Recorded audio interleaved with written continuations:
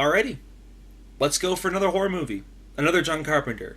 In case you weren't aware, I'm a huge fan of John Carpenter. I love his stuff. I love it so much. Let's talk about The Fog. The Fog was released in 1980. It was after Halloween, but before Escape from New York.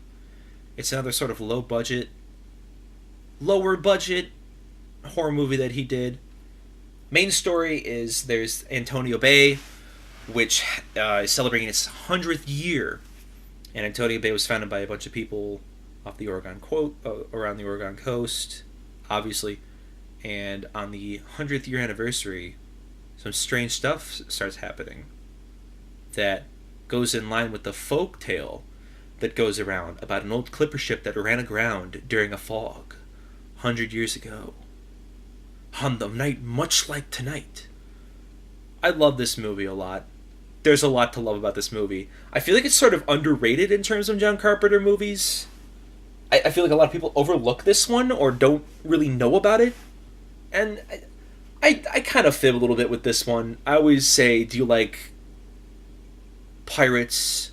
And do you like ghosts? How do you feel about ghost pirates? You know, that's kind of a fib because they're not technically pirates. It's a clipper ship. It's not pirates.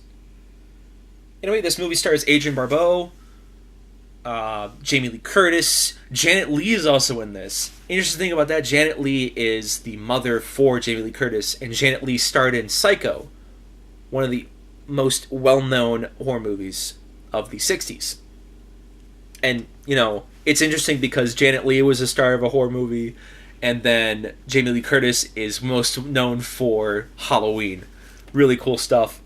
Anyway, this movie is very well shot. It takes place over the course of 2 nights. The night before the 100th anniversary, and then the night after. This is a fun movie, man. I just recently saw this downtown where I live at a theater with a 4K restoration. And the restoration was beautiful. It was absolutely breathtaking. They did a lot of work to make this movie look as good as it can be. This one I have currently is on Blu-ray. It's the steelbook that was much like the Thing that I have. I think it's the same sort of...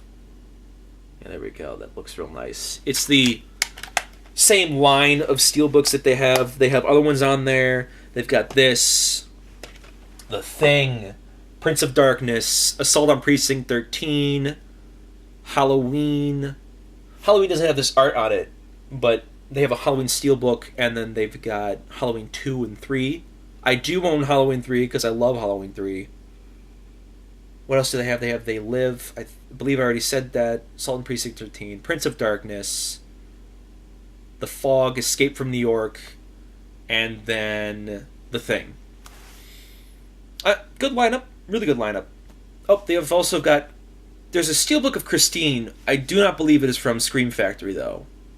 But Christine is great. I feel like that's another overlooked one that I do not own, actually. Interesting.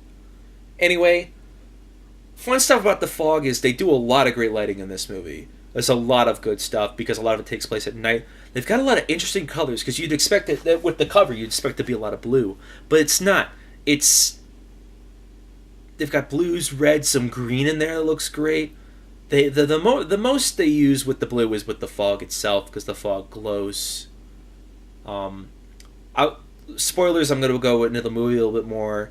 Basically, the Clipper ship was a leper colony that was going to be living on there, and the priest at the time, you know, they planned to kill them, and then the priest stole the gold for the church and made a giant golden cross, which just seems ridiculous, you know, because it's all the stuff about the golden idol worship in the Old Testament, and then like you make a giant golden cross. Isn't that the same thing? But I don't know. I'm not gonna get into religion about this because it's about ghost lepers. There's no religion in this. But so basically, there were 6 conspirators, and they have to kill 6 people to be at peace or whatnot. And the priest that runs the church finds this journal from his ancestor that basically talks about it. But it's a lot of fun. When they do the fog, it looks so good. They don't show the faces of the ghost lepers, which is awesome. Jamie Lee Curtis plays a hitchhiker who's going across the country and ends up there with Tom Atkins, who also was in Halloween 3. He plays Nick Castle. And Adrienne Barbeau runs a radio station and a lighthouse, which is an interesting set piece. Then we've also got Nancy Loomis from Halloween, who runs around Janet Leigh, who is part of the town council, who's setting up the 100th year anniversary. There's a lot of fun stuff in here. When they use the fog effects, they look great, and everything looks really cool. I definitely give this one a watch if you're a fan of John Carpenter. He actually makes a cameo appearance on this in the beginning as one of the work hands at the church. So that's really cool. Let's talk about this Blu-ray. It is from Scream Factory, who, as I've said before, makes great home releases. This movie's about 90 minutes, which is pretty shorter for John Carpenter, but this is when he was still independent. This was before The Thing, like I stated. This is Blu-ray, so the format quality is great. The special features on this, there is no commentary.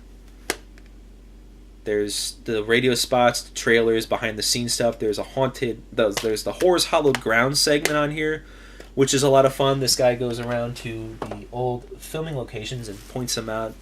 That's fun. Other than that, I'd say it's a pretty good purchase. This was like $15, $17 for me used. You can go on Scream Factory's site and you can find it on there. I definitely recommend watching it because I love it.